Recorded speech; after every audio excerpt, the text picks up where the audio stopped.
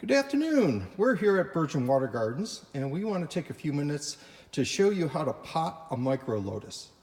Smaller lotus are either considered bowl lotus or micro lotus. And typically when you have a bowl lotus, you're going to have about a 12 to 14 inch pot. Our most popular pots are the ones straight ahead here. They're available on our website, and even this little guy here on the end. But if you've got the very small, petite micro lotus, you want to use a much smaller pot.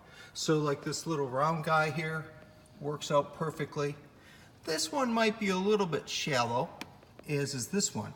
But this particular pot that we found in China is ideal.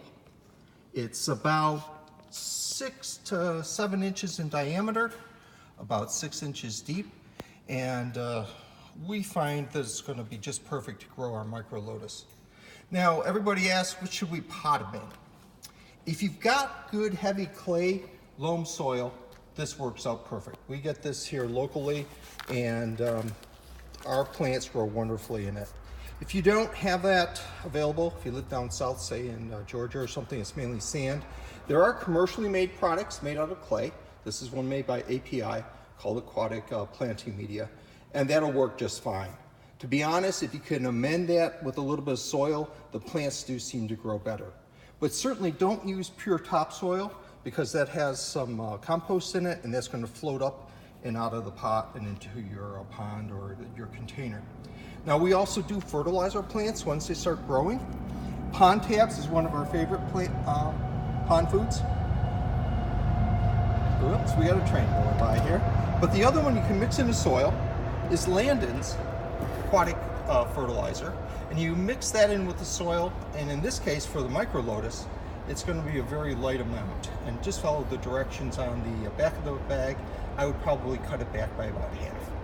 So our plant today is a red carmine micro lotus, and you can see this is a rather petite lotus. The diameter of the tuber itself is quite small. This is a real nice tuber. It's actually got about one main growing point, but it's also got about 4 leaves coming. Whether those leaves stay or not, we're never quite sure. And there's actually a second one in here, a little bit smaller. This one may work out a little bit better for us this afternoon to pot, just because it is smaller. Okay, so we're going to come over to our pot here, and we're going to take some of our soil and pour it in there. We're going to go up about 50 to 60%. Keep in mind that once you add the water, the soil will compress as the gases come out. The air spaces in between the soil. Shake her down in the air. Okay, that's probably pretty good there. Okay. And now we come across here. We're going to add a little bit of water. That'll help to get out some of those air spaces initially. And sometimes it's a little bit easier, especially the Chinese like to actually plant their tubers directly in the mud and not in the soil. Here in the States, a lot of people use the soil itself, put a rock on top of the plant. But here, Lily's going to mix up some mud.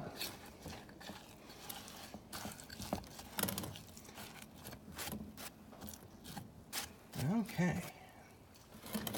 Now we're going to go across here, find our tuber.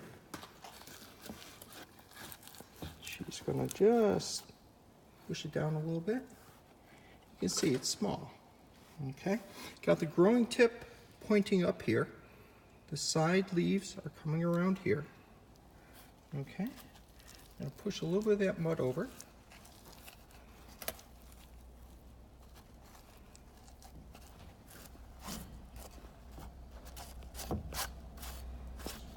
Okay. Once we get our first leaves coming, our waterborne leaves, we'll actually put in fertilizer tabs. But because these guys are so small, we use half to a quarter, a partial of a pond tab, about every 2 to 3 weeks. And normally we wouldn't put it in right away, we'd let the plant get started. But we try to go a little ways away to make the plant grow towards the fertilizer, make sure you don't burn those new roots. Okay, but Lily's got one in there right now. And then it's probably a good idea to go ahead and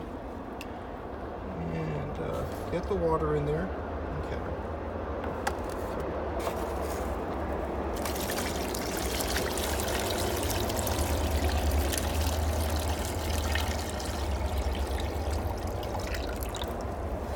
Okay. We're going to go ahead and get a little more water. Two different ways to grow a ball lotus, well, certainly a micro lotus in particular. You could grow it outside here. Okay. The problem is that you're going to get a lot of heat around the outside. You're going to get a lot of evaporation. And so it's hard to maintain the temperature at a good amount, and it's also difficult to keep it hydrated. So if you take this smaller pot and set it inside a larger pot,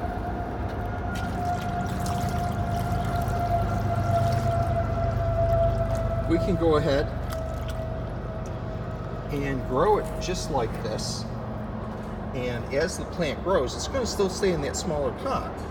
And then as you want to show it and display it to your friends, you'll pull the smaller pot out, wipe off the algae and grime that might be on here, and enjoy it for the next day or two. And then perhaps during the week when you're at work, go ahead and return it back to its larger container, just so it stays hydrated. That's the way the Chinese grow the micro lotus, and they're very successful at it. It's a real simple solution, but when you have a very small pot, especially something like this, it would be a real challenge to keep the plant hydrated during the day, especially on a hot summer day.